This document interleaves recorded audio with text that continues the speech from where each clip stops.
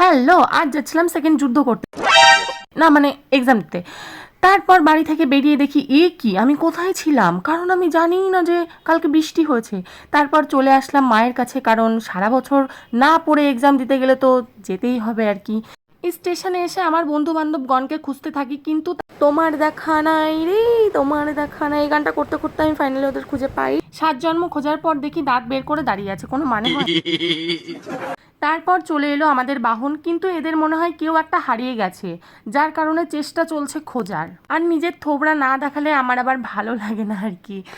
যাই হোক, তার সাথে সাথে কটা বন্ধু বান্ধবদেরও দেখিয়ে দিলাম। তারপরে আমাদের গন্তব্য স্টেশন মাঝ দিয়ে আমরা পৌঁছে যাই, কিন্তু আমাদের কাছে বেশি টাকা থাকার কারণে হাত চুলকায়, তার কারণে আমরা প্লেনে উঠি। প্লেনে করে আমরা যাচ্ছিলাম আর কি। এই যে দেখে নাও কলেজ। अरे कहना क्या चाहते हो? সবুজ ঘাস আর গাছপালা দেখে তো মনটা বেশ ভারী খুশি খুশি ছিল, কিন্তু যখনই হলে গেলাম, যাওয়ার সাথে সাথেই মনটা কেমন যেন ভেঙে গেল। কারণটা তোমরা গিয়ে দেখলেই বুঝতে পারবে, দেখে বুঝতে পারছো হয়তো। শুধু মেয়ে আর মেয়ে।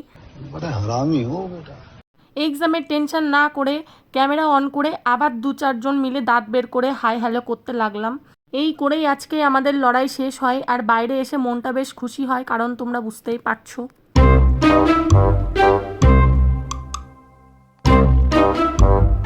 কেমন দিলি এক্সাম? কেমন দিলি?